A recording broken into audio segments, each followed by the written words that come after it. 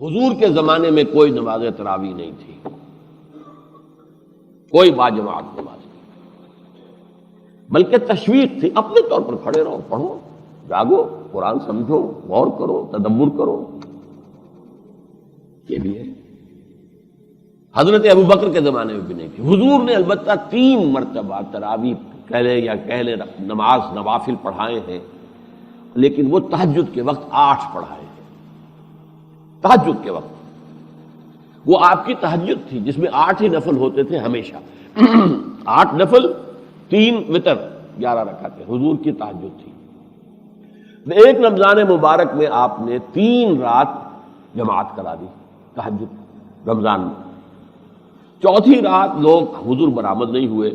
لوگ کھنگارتے رہے کچھ کہ شاید حضور کی آنکھ نہیں کھلی ہے، کیا ہوا ہے، تو اپنی آوازیں، حجرہ تو ساتھ ہی تھا، وہ تو ایک دیوار بیچ کی بات تھی، تو حضور نہیں برآمد ہوئے۔ صبح آپ نے فرمایا دیکھو میں اگر مسلسل تمہیں یہ نماز پڑھاتا تو یہ تم پر فرض ہو جاتی، اور یہ تمہارے لیے بہت مشقت والی بات ہے،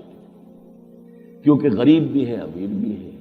دن بھر مشقت کرنے والے بھی ہیں، وہ دن کا روزہ ہی رکھ لیں بہت بڑی بات ہے۔ مزدور جو بیچارہ تعمیر کے اندر لگا ہوا ہے، ایک کسی چلا رہا ہے، اب وہ رات کو بھی جاگے 2/3 1/3 آدھی رات نہیں، تو میں نے اس لیے اسی حدیث کو پکڑ کر اہل حدیث بیٹھے ہوئے ہیں 8 رکعت ہے تراویح، تو حالانکہ بھائی اگر تو یہی حدیث آپ کو لینی ہے تو پھر صرف 3 دن تراویح پڑھیں، اور پڑھے بھی تہجد کے وقت، صرف 8 کا عدد لے لیا، یہ بات غلط ہے۔ ہوا کیا کہ حضرت عمر کے زمانے میں حضرت عمر ایک دفعہ مسجد نبوی میں داخل ہوئے، آپ نے دیکھا کچھ لوگ ایک کونے میں کھڑے ہیں، سب حافظ تو تھے نہیں، تو ایک حافظ صاحب قرآن پڑھ رہے ہیں، باقی 4 8 10 12 آدمی اس کے ساتھ کھڑے ہیں، سن رہے ہیں۔ لاؤڈ سپیکر ہوتا ہی نہیں تھا کہ ایک کی آواز پوری مسجد میں گونج رہی، کوئی ادھر کھڑے ہوئے، کوئی ادھر کھڑے ہوئے، گروپس کے اندر لوگ کھڑے ہوئے تھے۔ تو حضور نے فرمایا، حضرت عمر نے فرمایا کہ کیوں نہ ان کو ایک امام کے پیچھے جمع کر دیا جائے۔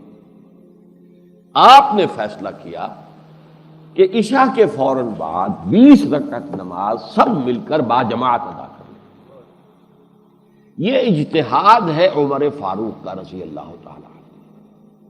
اور ہمارے چاروں مسلک جو ہیں اہل سنت کے جو فقہ ہیں، حنفی، مالکی، شافعی، حنبلی، سب اس پر متفق ہیں۔ یہ اہل حدیثوں نے نئی بات نکالی ہے، اور وہ جیسا کہ میں نے عرض کیا مجھے اس لیے ناپسند ہے کہ بھئی اگر اسی حدیث کو لینا ہے تو پھر 8 پڑھو لیکن تہجد کے بعد پڑھو، اور 3 دن پڑھو، پھر 30 دن نہ پڑھو، 20 دن نہ پڑھو، 25 دن نہ پڑھو۔ لیکن یہ اصل میں ہمارے سامنے تو کیا ہے، حضور نے فرمایا علیکم بسنتی و سنت الخلفاء الراشدین المہدیین، تم پر لازم ہے میری سنت کی پیروی اور میرے خلفاء راشدین مہدیین کی سنت کی پیروی۔ تو خلیفہ راشد کا اجتہاد جو ہے اس پر تو گویا کہ امت کا اجماع ہے،